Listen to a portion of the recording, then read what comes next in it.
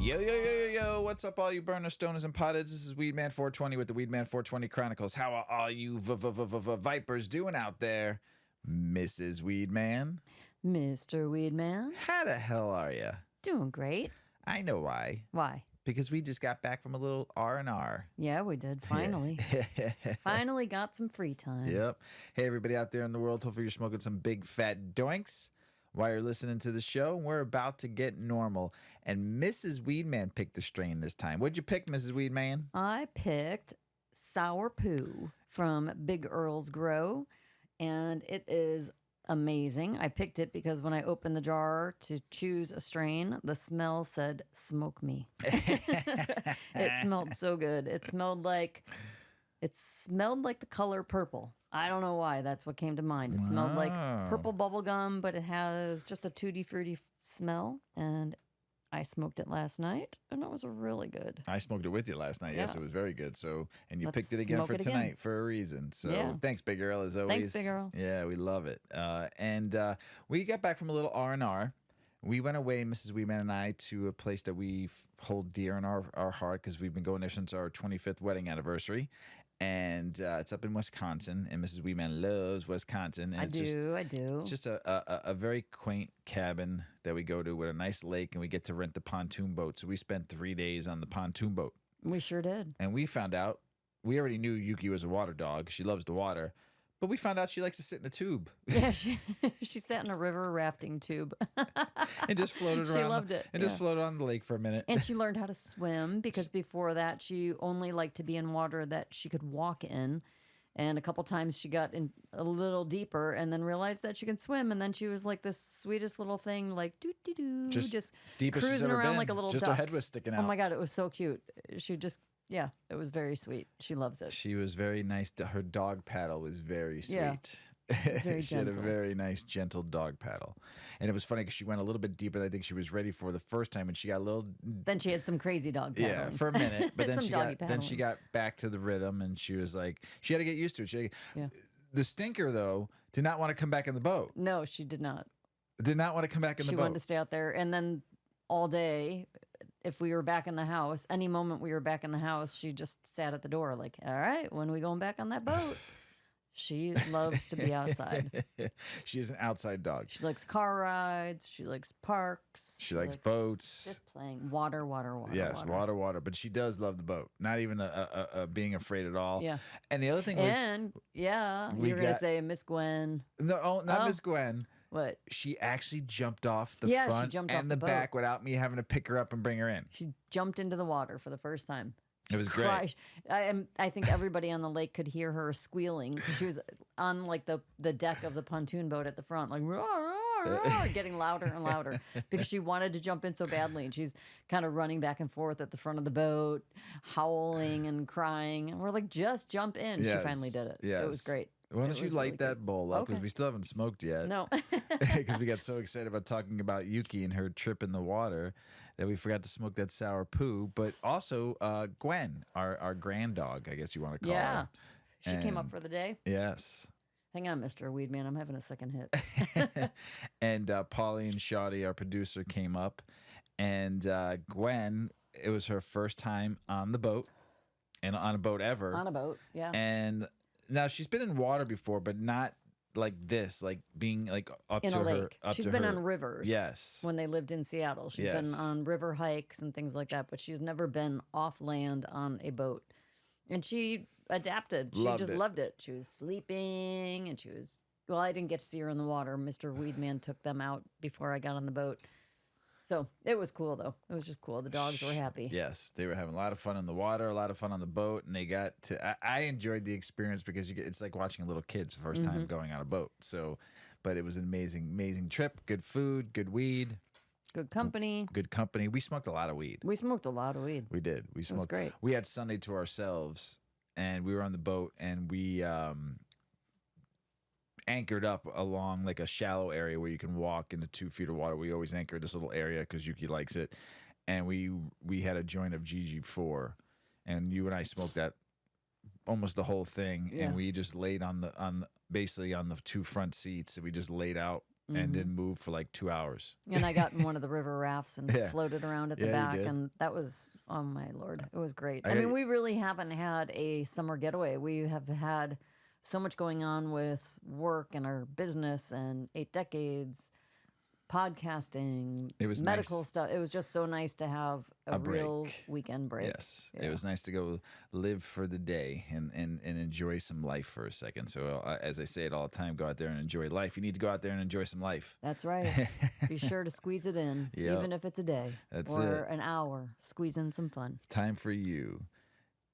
You ready to get the show started, Mrs. Weedman? I'm ready. I'm Let's ready. do this. A dad of 2 and smokes some weed, and he likes cannabis better than prescriptions, and that he has in his medicine cabinet. And growing up, he was very terrified of weed because of the DARE program. And officers used to visit the school. I was a child of the DARE program. Mrs. Weedman was a product of the DARE program, so it was always drilled in your head about drugs, right? This dad lives in Maine, where cannabis is legal, and consumes it regularly now. And he's a dad of 2 small children, and it makes him be more present. So he was 10 years old when he met the first DARE officer. I had Officer Brady come to my school. Flat top cop. Oh, wait, sorry. I vividly remember his imposing, portly stature, black cop boots, and a close to the scalp buzz cut that screamed, "I peaked in middle school." Smoking one of these, he said, pulling a prop joint from his pocket, is the equivalent of smoking 10 whole packs of cigarettes. You could start on this, and you're heading down a bad path in life. His message was clear. Weed made you dumb. Weed was a gateway drug. Weed shaved years off your life and flattened you out like a cartoon steamroller. Officer Tim was one of the many DARE officers around the country who spread their propaganda to impressionable young kids like the dad in this article, instilling in them a decades-long disdain and fear for the plant that I can now legally order to my door like pizza.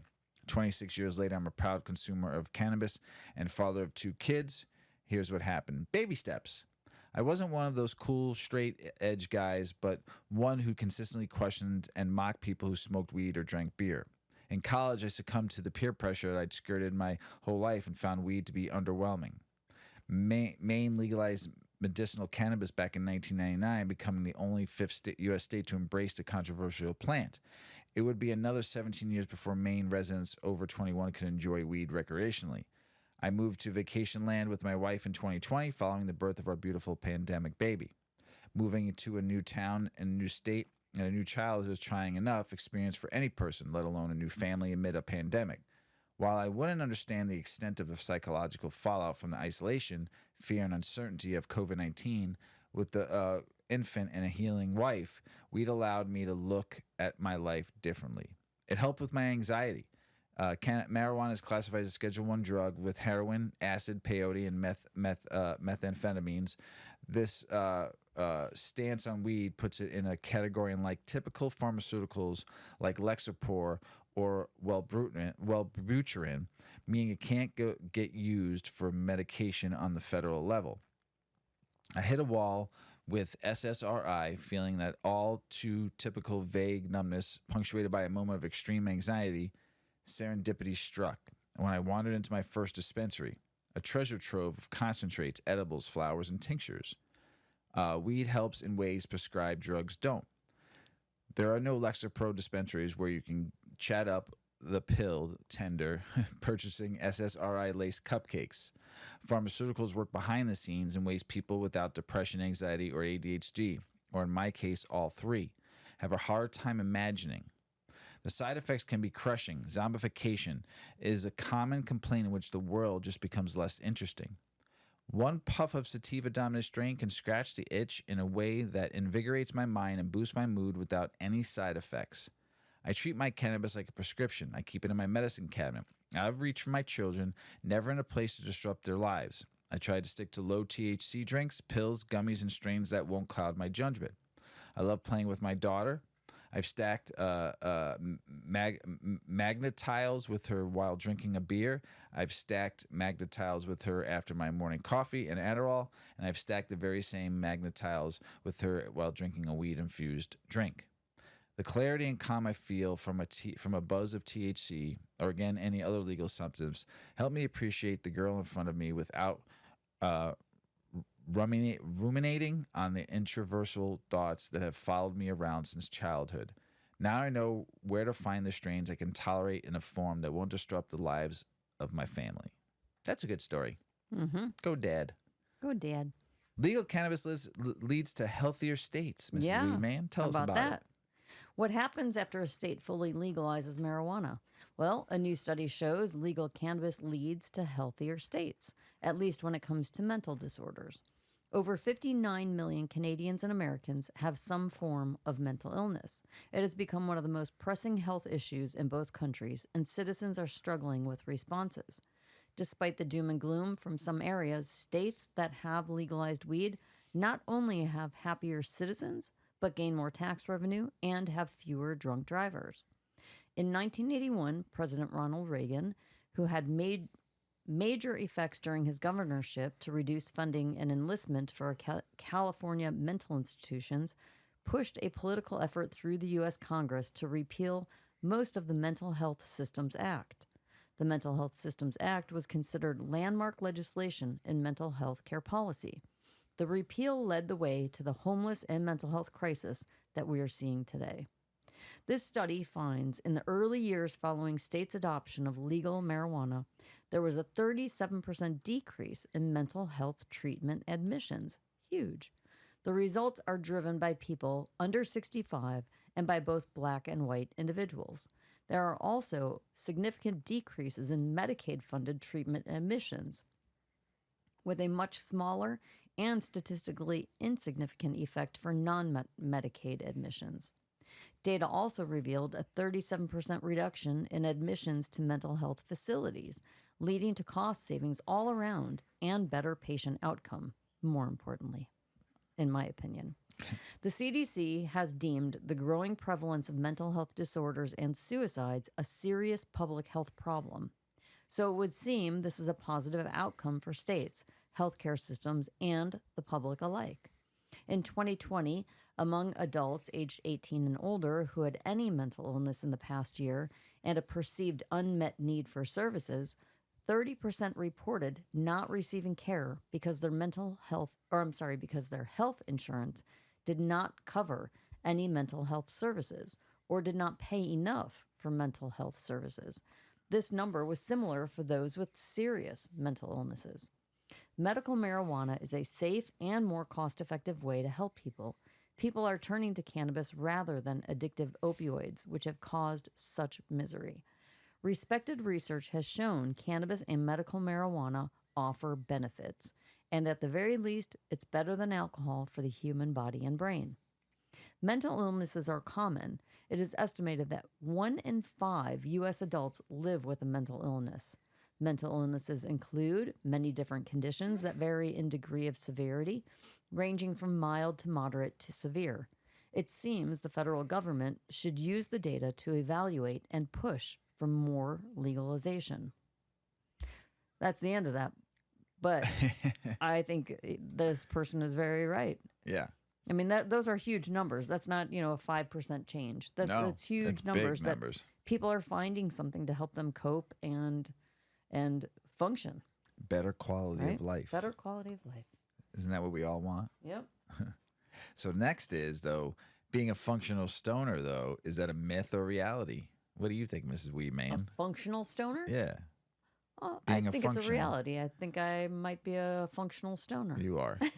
No, because I don't know. Is there like a golden rule that a stoner is someone who smokes all day? Because I No. still don't smoke all day. No. But I smoke every day. Right. Or consume some way. Usually smoke Right. and But- edible. And you every once in a while, I'm a stoner. You take a hit of your pen during the day or here and there. I mean, you might. Yeah. Just because you don't smoke from the time you wake up from the time you go to bed doesn't mean you're not a stoner. You enjoy cannabis because it helps you with a better quality of life. Yes, it does. So being functioning, though, it's like to get absolutely baked and attend everything from a client pitch meeting or a funeral. That would be interesting. I know. Going to a funeral stoned. Snoop Dogg sang "Smoke weed every day" in his famous 2000 song, and he meant it. He smokes up to 150 joints on a given day. No way. I still don't. 150 joints. So that's what it says here. He We've must heard it just have more. them lit all day long. He might not even be, he's puffing on it every once in a while. I don't know. Wow. That's a lot. That's a lot. It's a lot of weed. And I know he's been smoking for a very long That's time. like- but I know a lot of people that smoke for a very long time and don't smoke. Wait, 150 if you're joints a awake day. for like 15 hours, he's smoking a joint an hour. Yeah. Every hour. No. Every waking hour. No, more than that. He's smoking He's probably awake 16 hours a day. 15 hours. It's not. That would only be 15 joints. He's No. smoking 150 joints Oh. in a day. He's smoking 10 joints an hour. There you go. Shit. How is that even possible? There's no way. He's sharing with a lot of people. So anyway, a gotta find functioning out. stoner can really be defined in two ways technically. One is the stoner who smokes up through the day, spacing the high much like their willingness to live. The second is the stoner who needs a joint ready before undertaking any task. From the minutes, the minutest task, like jogging, to the most important life-altering events like a job interview. Ooh, I don't know if I could do that. The fact that marijuana use leads to a sedentary behavior has already been debunked by science. In fact, in some cases, people who get stoned prefer getting out and doing things more instead of just being set in one place like a rock. So now that the argument is out of the window, what are the pros and cons of smoking weed like popping candy? The benefits. For a lot of stoners, getting high helps them get into the zone and hyper-focus on one particular task that needs their attention the most. People who smoke the sativa strain of marijuana have more energy and feel creative boosts. Indica, on the other hand, is more relaxation. Not always true with sativas and indicas and hybrids. You have to know what other terpenes and everything that's in there also. So I'll call that out a little bit, but somewhat correct. You can keep your daily anxiety and those pesky analysis thoughts at ease by nursing a joint. This is the state in which most artists would love you to consume their content, to be honest. The drawbacks. The flip side of focusing on something too hard is that you tend to forget other basic shit like breakfast or a shower. The munchies, while welcome, can lead to unnecessary eating and stomach bugs when you tend to come down from the high. Stoner breath, much like smoker breath, is a thing, and your clothes and your fingers will end up smelling like you were in a farm burning literal weeds. The long-term effects of weed on your brain are still being debated, but research also points to the fact that it is reversible, again based on how much damage has already happened, and such cases are far in between. What do functional stoners feel? Let's read what some functional stoners say. I smoke a joint when I wake up around 7 a.m. By the time I leave, I've made another one, and I usually smoke it on the way to work around 10:30 a.m. So if someone's smoking like a cigarette, it's like they're smoking cigarettes to them, you know? I work in advertising at an MNC, and I largely have creative designs or ideas to make or get made. Then I smoke a joint in my car around 2:30, work some more, and roll one as soon as I reach home around 6 p.m. Then I chill, meet friends, and smoke up some more. Then it's dinner time, and I go to bed, reading or watching something, rinse and repeat. It's really hard for me to focus or sit still. Weed helps me sit still and focus. Music sounds much better. I'm not aggressive as a person. I'm not able to tolerate this fucking heat in Delhi. This person's from India. Slightly better if I'm stoned. Food tastes nicer. I'm not as anxious. What else could be compressed? A ball of anxiety or maniac energy. Ask for real. I started using pot when I was 24. In the beginning, it was fun experience. Soon it became something I would heavily depend on for the next 4 to 5 years. I started going to therapy specifically to deal with this because I realized that I didn't like doing anything without being high. But I do not do anything with full focus and attention. I figured that I was sorely lacking a purpose, wasn't working on any aspects of my health, and struggled to do anything socially. It didn't involve friends coming over to get stoned. It's been over a year now, and I've got it under control, and I'm way more active physically and mentally. I do use pure CBD oil when I have body pains or occasional trouble sleeping, but it's always my last resort approach. So this person had just used it and too much. So it happens. So I'm trying to be both, because there is people out there in the world that have used cannabis and don't use it anymore. Right. And there's people that use cannabis, they need it medically. There's people that like it recreationally. There's people that need it, like the first person I read, from the time they wake up to the time they go to sleep. So let's read another. I think for people who, like me, have borderline ADHD, being stoned really helps. I have a joint and a cup of coffee in the morning around 9 and do the same in the evening around 4. It helps with my concentration and decreases my hyperactivity of walking around the house or getting distracted over nothing. If I'm stoned and I have work, I'm not getting up till I'm done. Weekends are different for me, right, Mrs. Weedman? We smoke a lot Oh yeah. more Well, on the we weekend. smoke during the day on the weekends. Yeah, and like But on work days. Monday through Thursday, I would say I get my work done and I get the reward. Mm-hmm. Kind of thing. I don't need it during the day when I'm working. Some people do.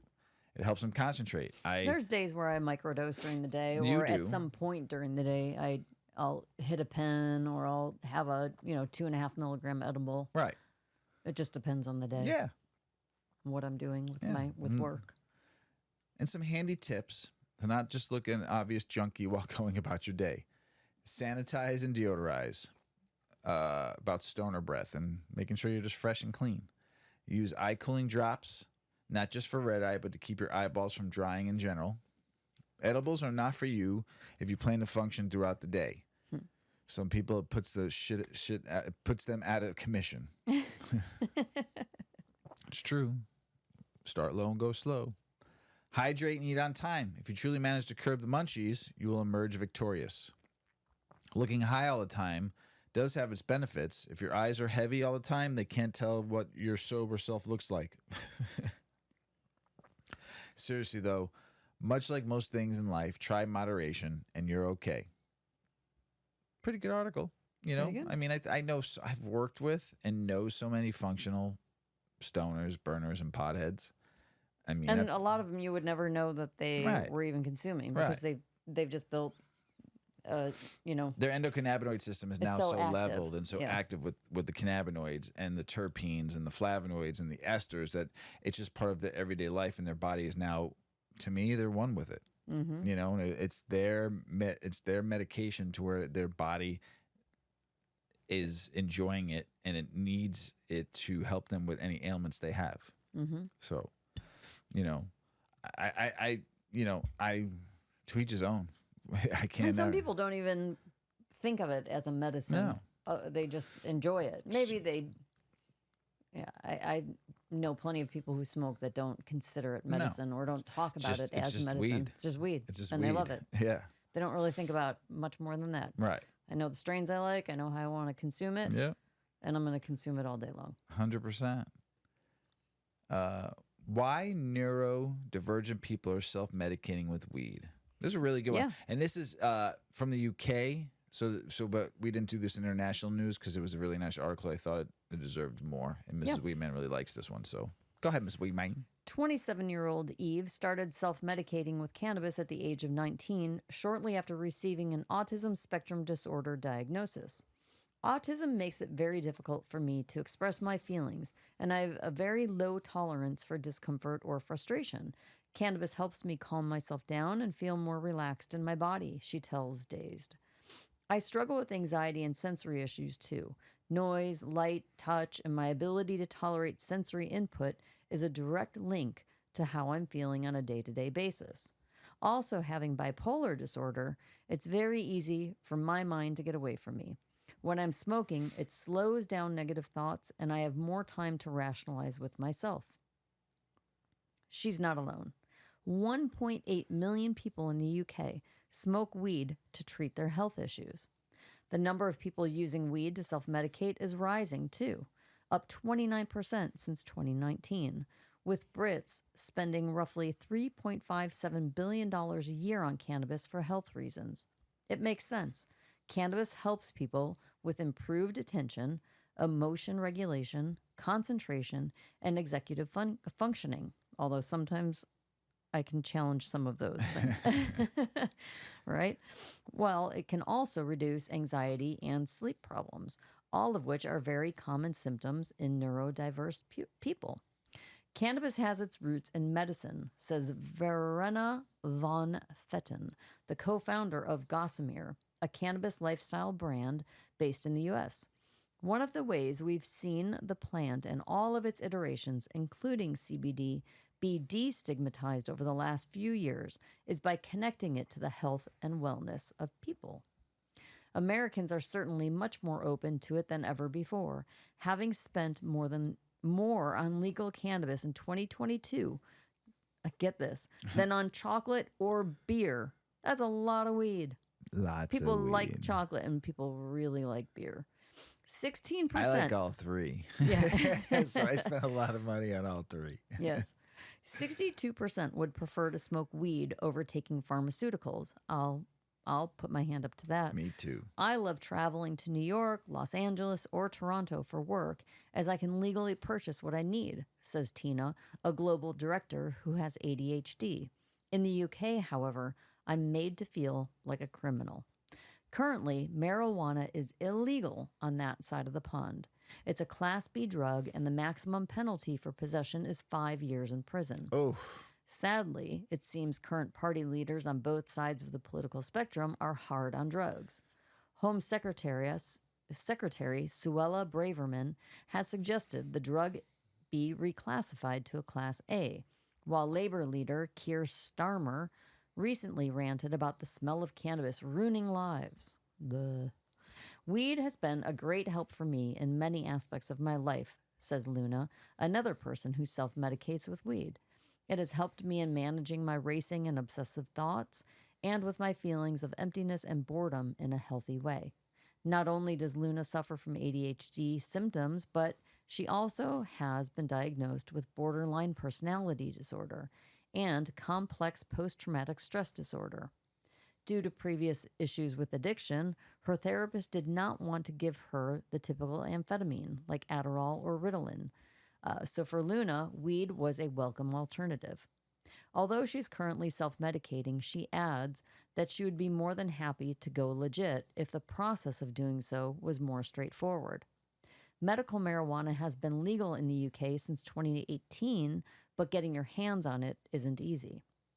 Dr. Niraj Singh, a consultant psychiatrist who has been prescribing cannabis in the UK for over 3 years, has seen an increase in those with ASD, autism spectrum disorders, or ADHD, seeking prescriptions. As of March 2023, there are roughly 20,000 people in the UK using medical cannabis, but there should be so many more. One major issue is simply the fact that there's a massive backlog of people seeking a diagnosis for ASD or ADHD. And as people face years of waiting, it's like years, literally, of waiting for a diagnosis, it makes sense that they're turning to unorthodox ways of medicating in the meantime. Thanks to the internet, there are a lot of more people who are aware that autism and ADHD don't look a certain way, says Eve. Since awareness of neurodivergence has grown, so too have waiting lists. As waiting lists for ADHD assessments are up to 7 years long, it's natural that alternative sources of support have risen. 7 years, because they are their medical in the UK it's free, right? It's public health, all medicine. I right? think so, yeah. Yeah, so, and you have to wait. We had a friend from the UK, and she would say you'd have to wait for years to see a doctor if you had something wrong. It was very, very a long process.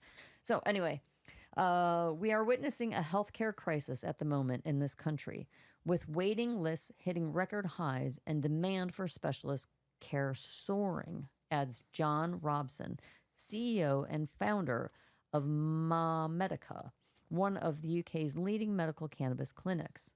ADHD and ASD, therefore, remain largely undiagnosed conditions for which it is hard to get a hold of medication without formal recognition. Even when patients do have a diagnosis, it's not so easy to get your hands on cannabis prescriptions.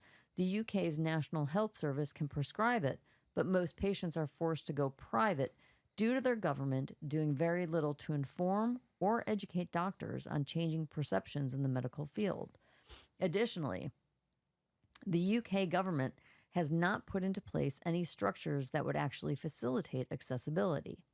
Under UK law, a prescription for cannabis can only be initiated by a specialist consultant on the General Medical Council register, explains Robson.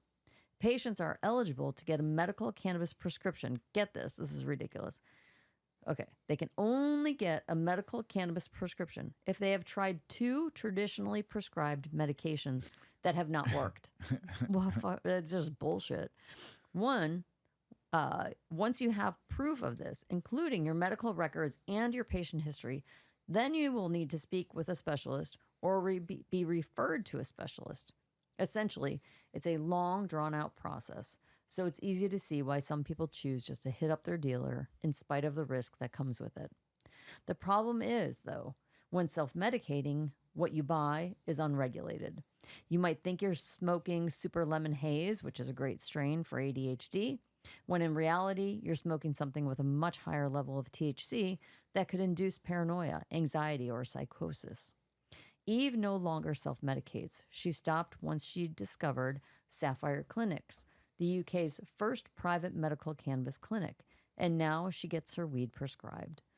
The main difference is that I know exactly what I'm smoking every time. I know how it's going to make me feel, and being autistic, you can imagine the comfort that that gives me, she says. Activists, advocates, and patients have fought to change the outdated perspectives on this powerful plant. Its history is intrinsically linked to the LGBTQ plus community, who fought for cannabis access for HIV and AIDS patients decades ago. We know it can be helpful to those going through chemotherapy. Recent research even suggests that THC and CBD can slow cancer's growth, reduce the spread, and kill certain types of cancer cells. There's a reason people have been using cannabis for its medicinal qualities for centuries. There's still a long way to go, though, in terms of decriminalization, legalization, and improving access to medical cannabis. But the writing is on the wall, as more and more research suggests that cannabis has the potential to transform the lives of neurodivergent people. That's amazing. Love it. Yeah. Great article. It's just crazy to me still in Great Britain. It's not even like fully like at least medicinal throughout the whole country in the UK. Just crazy.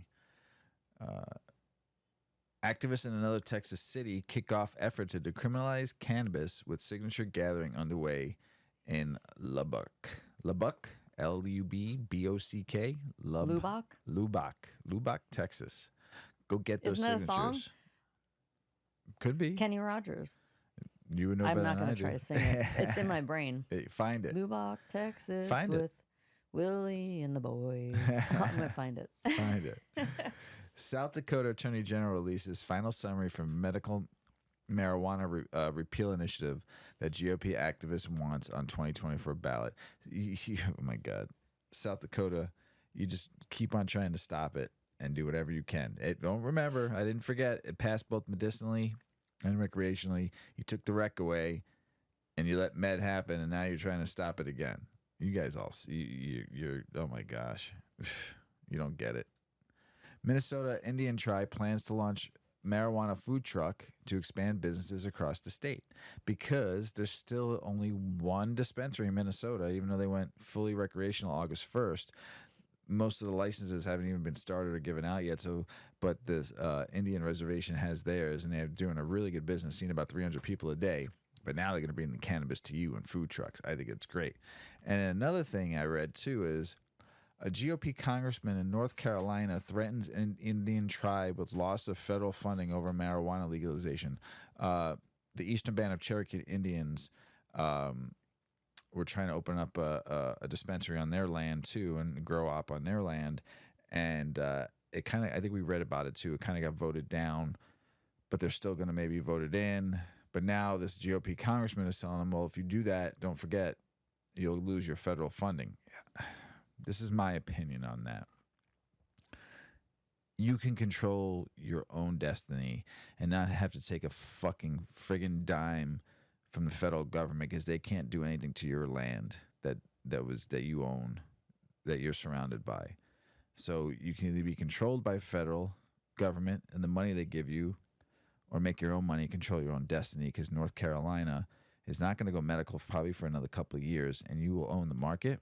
If you do it right, You can make it a cannabis destination. You have the casinos already, I believe, and you can actually make it a cannabis experience at the casinos too, and make bazillion dollars and tell the federal government to go scratch, as my mom would say. Ma 420. Michigan marijuana industry is now the top market in the nation. Crazy.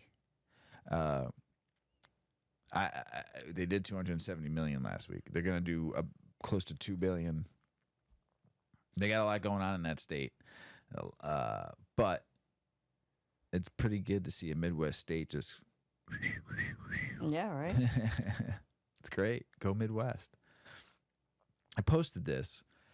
It was a couple different articles, though, what I read about. But doctors for cannabis regulation call for universal weed symbol. And the only reason why I'm talking about this is because I don't like the weed symbol they used. It's black and yellow. Yeah. I don't know how I feel about that. Like, why don't they just make it like a green cannabis leaf? Right. I mean, everybody's familiar. Green Why, and why white. create Green something and white. new? Green and white. Right. Green leaf with the white background. Everybody And knows a what little- it is. You Instead don't have of to go making out it look teaching like anybody. a yield sign, So it means like danger, stay away. That's what it looks like, and they want to. Yeah, They it looks want like to a put this. biohazard. Yes, and they want to put this on all the bottles and everything that's been. I think it's As a standardized yes cannabis symbol, right? But I just think that they could do better. Colorado's marijuana tax brought in more revenue than alcohol or cigarettes last year, new state reports. Damn. So it's more than beer and chocolate, alcohol and cigarettes. That's great. This is great because in New York, since they still can't get their act together and open up dispensaries, now a women-led cannabis farmers market opens up in Columbia County. Good for you. Go women. I love it. It's amazing. Sell, make some money. You don't need dispensaries if you do it right. Cannabis landscape updates. Nebraska law enforcement probes sales of hemp-derived cannabis products exceeding THC limit. Arkansas AG asserts state law supersedes federal law in challenge to hemp-derived Delta-8 THC ban. Maryland cannabis legalization forces local hemp companies to shut down. California launches a $48 million community reinvestment grants for marginalized communities. And a global coalition urges adoption for that universal symbol. So this is not just the United States. This is going to be a global symbol. Make it look cool. Make it look appealing. Don't make it so people are scared about it. This is going to be a global symbol for cannabis. Ugh. Give the plan a break, will you? Ohio will vote on recreational cannabis legalization in November. They got the votes. Remember I said they needed like 6,000 votes. They got another 127,000 total votes to help add to that. Go Ohio, because you're gonna kill it. You're not gonna lose all that tax revenue that everybody else is going. So just don't make it as whacked as your fucking medical laws, because they suck the first couple of years, and I think they still do. Got to make sure you do it right. Federal employment opens up doors for cannabis users with the Cure Act. Do you know why? Why? Because cannabis is federally illegal, right? You have a lot of people that live in legal states, right, that work for the federal government. Yeah. And it kind of contradicts the laws. Well, I live in a legal state, but I work for the federal government, but I live in a legal state, and I want to use it medically or recreationally, and now you're telling me I can't work for you, so they're trying to fix this. You just make it legal. Just make it legal. Take it off the D1. Put it on the no list. Let it be. Religious people. Yeah. We know a lot of them. Yeah. I've smoked a lot of weed with a lot of religious people. I've smoked a lot of weed with a lot of spiritual people. But Yep. there's a difference. There's some religious people that are less likely to use marijuana. Yeah. Why, Mrs. Well, Weedman? before I go into that, here it is. Listen.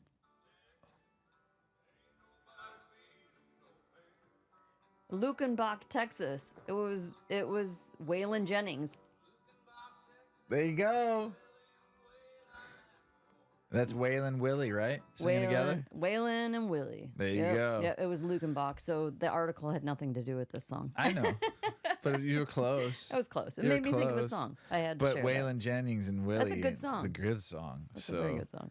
All right. So tell us about this religious people. Yeah. Why religious people are less likely to smoke or use, marijuana. Well, it's not just cannabis. Religious people are generally opposed to alternative medicine compared to those who self identify as being spiritual. Although the importance of religion in the lives of Americans is on the decline, for people who still do attend religious services, they say they're optimistic about the future of their house of worship. A new report from the Public Religion Research Institute gives insight into the thinking of faith based citizens. Today, just 16% of Americans surveyed say religion is the most important thing in their lives.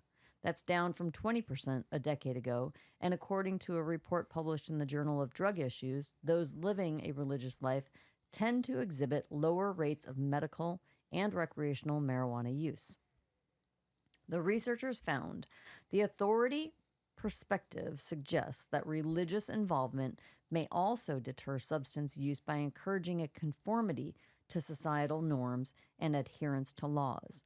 Those who are active within religious institutions may favor conformity through fear of divine retribution, internalized moral codes, guilt avoidance, and the social context of obedient peer networks. If religious individuals are more deferential to authority than others, they may be more likely to obey laws prohibiting illicit substance use and the use of prescription drugs in the medically prescribed manner. The study reveals it's not just cannabis, though. Religious people are generally opposed to alternative medicine compared to those who may be spiritual. One theory suggests religious individuals may disapprove of certain medical technologies in part because they see potential value in suffering, as compared to non-religious individuals who tend to view suffering as something to stop as quickly as possible. Of course, this is not the first study to find religion and marijuana don't mix. A 2016 study found people who believe the Bible is God's word were 58% less likely to also support marijuana legalization. According to study author Daniel Christosek, a graduate student in sociology at the University of Nevada. In 2018, a Pew Research poll found only 38% of white evangelical Christians support marijuana legalization, while 8 out of 10 Americans who do not affiliate with an organized religion support cannabis reform.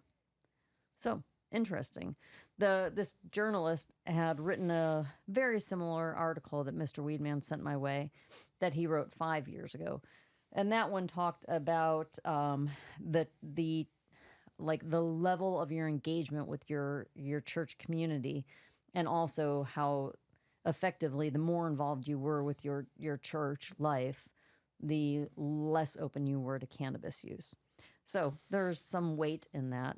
And yeah, it's just interesting. Well, I mean, looking at some stuff too in that article that I was reading outside of this, because it's kind of controversial a little bit when it comes to religious and cannabis, but cannabis is a sacred plant in some religions. And the use of cannabis in religious sacraments predates written history, and evidence of its place as a sacred plant can be found in most ancient religions, including Buddhism, Shintoism, Sufism, and Christianity, and among the Bantu, Pygmy, Zulu, and Hottentot tribes of Africa when it comes to religion.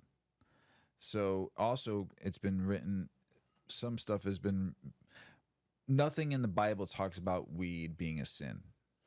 It doesn't. Well, it does talk about plants. Like Right. There's reference to like a medicinal plant in the Bible. Well, I mean, we've been using medicinally for over 10,000 years, Right. right? And over 2,500 years. And in India, Africa, and China, you know, they've used it. So to me, I think it's some people that might have had a little bit of like drugs are bad McKay talks, to where, yes, they're religious people, but it's been all drugs are bad.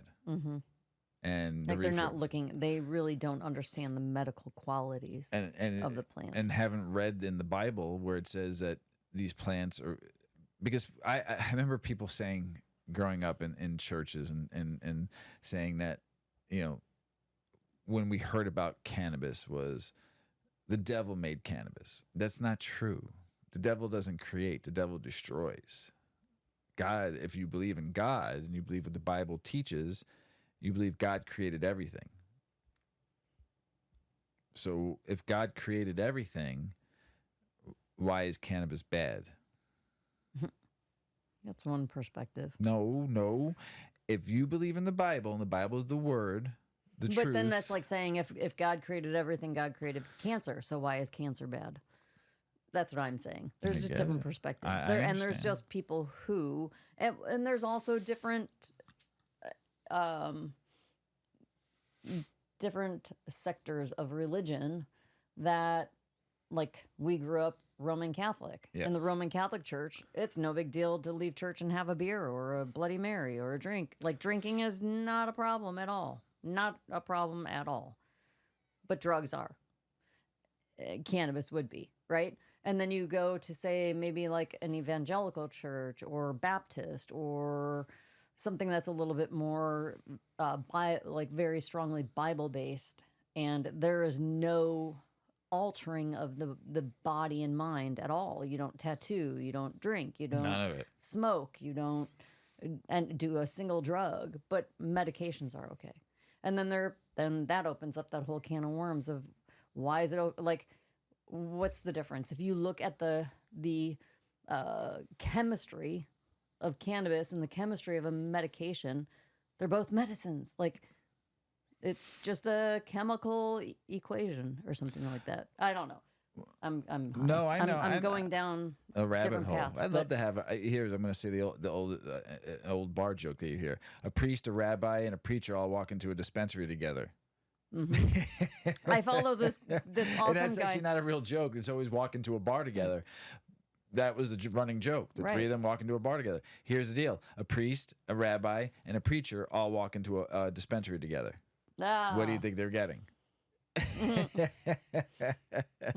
You know, so to me, it's like, let's dig into this some more. If there's some people out there that are that have been told this for so long, and you think cannabis is from the devil, I'd love to talk to you about it. If you're and hear your opinion, you're welcome to come on the show and talk.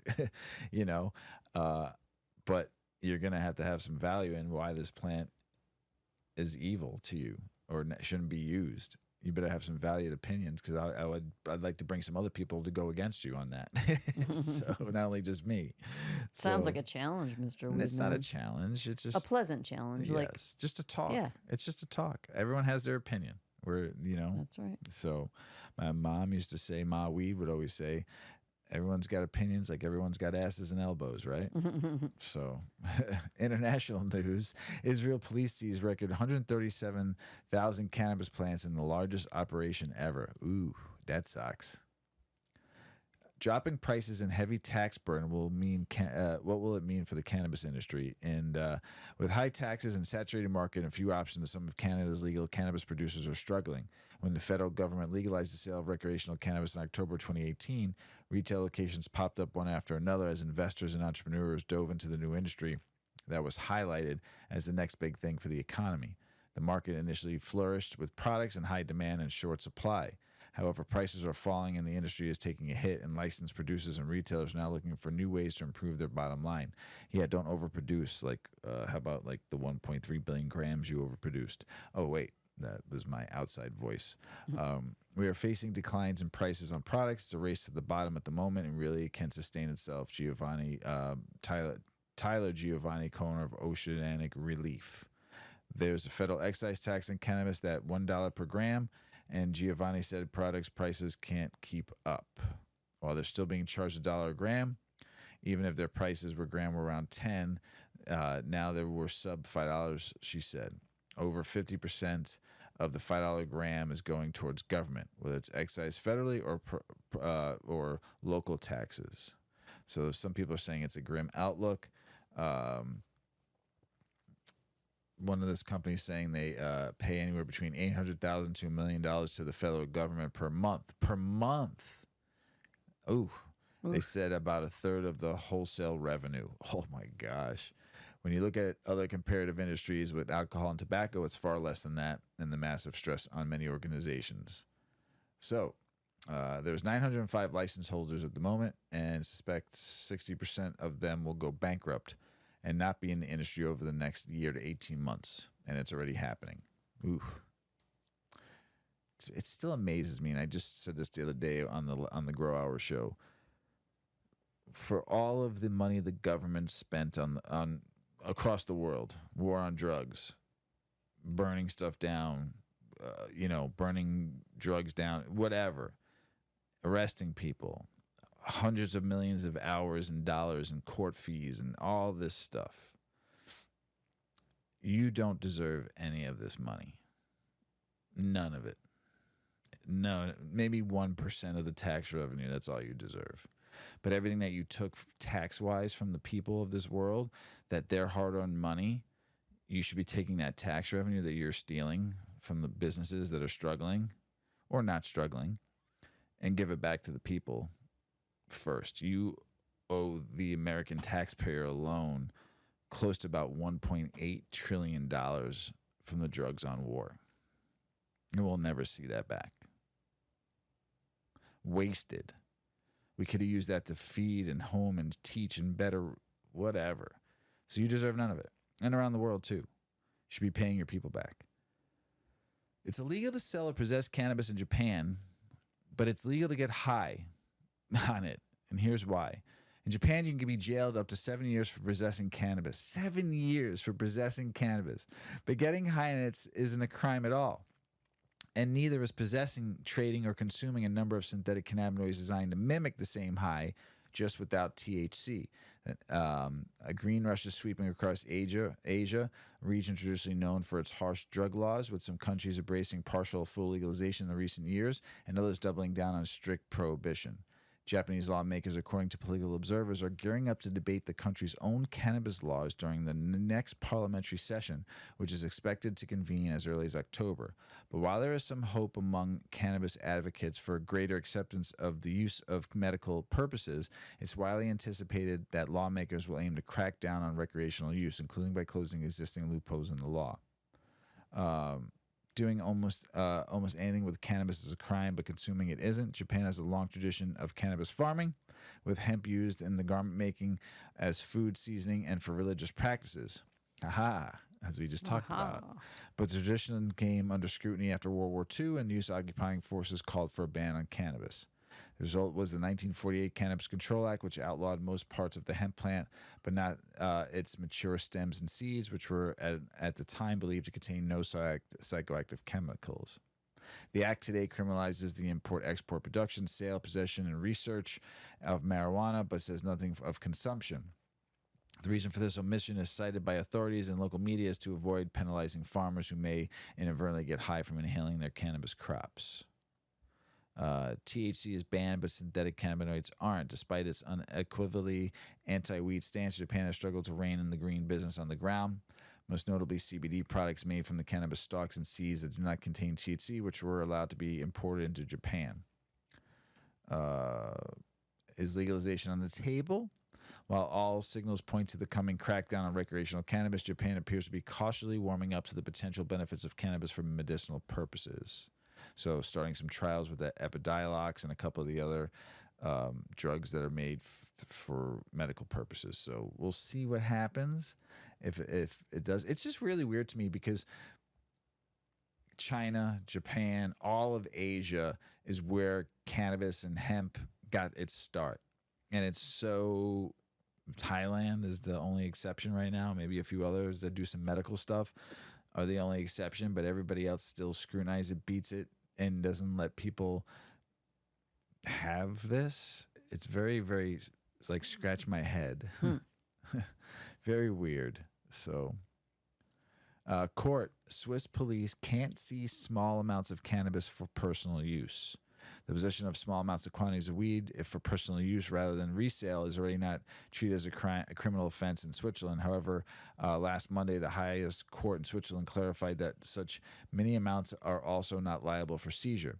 That is, if there is no proof of any crime having taken place, and if the user is not nabbed while actually consuming cannabis. Judges were ruling specifically on the case of a man who had been caught with several grams of weed and hash in Canton, St. Gallen in 2019. Police took it away, suspecting the man of having bought them in from Austria. However, as if no proof was found, the man should be entitled to get his stuff back, his stash back, the court ruled.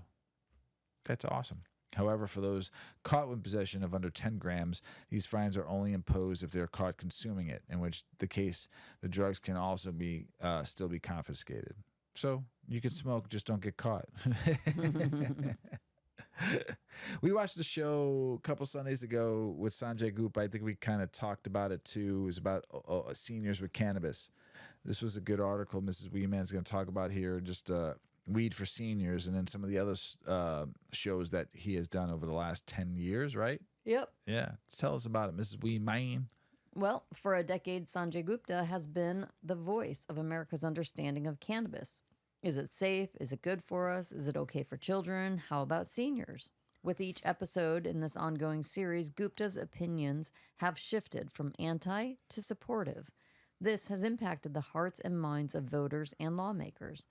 For example, no one had heard of Charlotte Figge or the Stanley Brothers before the original Weed special was broadcast, as she was just another child among many worldwide whose life was improved drastically by the availability of cannabinoid-based medicine. Once the original episode aired, CBD was touted as a medicinal compound separate from the demonized THC molecule that was said to be only for getting high. There was a failure to include the fact that the medicine these kids were taking also contained small but necessary amounts of THC. Without its presence, it just doesn't work as well. The media exposure was used by the Stanleys and their team to promote the message that CBD is good and THC is bad. This began a cascade of events going from state to state and country to country selling this myth. Would there have been a farm bill that included CBD without this? The next Weed special highlighted the injustices and frustrations experienced by Dr. Sue Sisley as she attempted to study the effects of cannabis on PTSD experienced by veterans. The government-controlled crop available at the time for serious study was of poor quality and not reflective of what consumers were using to treat their conditions. After this showing, a shift occurred, allowing licensed farmers to grow plants for the purpose of scientific investigation, no longer limiting scientists to the inferior Mississippi University crops. Jumping to his most recent special, which aired on August 6th, Gupta directed his spotlight on the use of cannabis by seniors. I think this episode is just going to blow things up because they're saying each of his episodes have directly impact because it's a huge... you're touching a huge bit of our population. And we read on the last show, or the last two shows, that seniors are the fastest growing of cannabis, new cannabis users. Yep. So he directed his spotlight on the use of cannabis by seniors. Sue Taylor has been a vocal advocate for seniors and has helped bring clarity on how to get started for many elderly consumers. And we are grateful for her work and hope she will continue for many years to come. She is the perfect example of when you know better, you do better. I listened to The Promise of Cannabis as We Age by Sanjay Gupta, where he interviewed a non-agenarian, someone who is between the age of 90 and 99. And that person has found relief from his negative thoughts that were keeping him from sleeping peacefully. He also because he used cannabis. He also spoke to Dr. Aaron Greenstein, a geriatric psychiatrist who shared a personal story of his grandmother and her flashback moments to Auschwitz in her final weeks of life. Isn't that terrible? The pharmaceuticals could not help for more than a few hours, but 5 milligrams of THC was a solution. Amazing. Now, I am clear that cannabis is not the best answer in some situations. However, for sleep and chronic pain, there is no better option on the market. If there are no dangerous drug-on-drug interactions, please tell me a pharmaceutical that works better for sleep and chronic pain. How about anxiety? These 3 diagnoses, or as I like to call them, the cannabis trifecta, are far better addressed with cannabinoids than pharmaceuticals.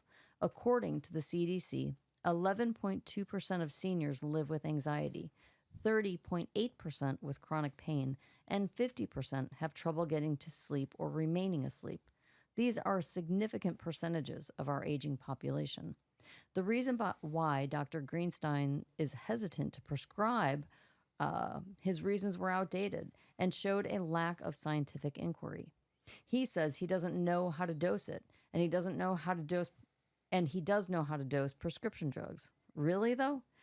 Does one dose of Ambien work for everybody, or does it require titration? How about switching drugs from one to another when one fails? How many seniors have a medicine cabinet filled with half-empty bottles from drugs that didn't live up to their promise? The bottom line is that Sanjay Gupta has the power to sway many important minds. I wish he would have presented a doctor who would have taken the time to read the preponderance of evidence supporting the value of cannabis in alleviating suffering in seniors. Yeah, it's like he's saying, like Sanjay Gupta is starting to go from being his presentation about cannabis being more like coming from an angle of being against it, right? And convince me why it's good. Right. To now he's kind of on board with it, but he's still bringing in advocates of pharmaceuticals. Right. It's like maybe as he progresses and he gets more and more on board with it, at some point he's got to see the reality of what cannabis is and what it does for people, and then start bringing on people that advocate for it, not these typical doctors who don't really know anything about it.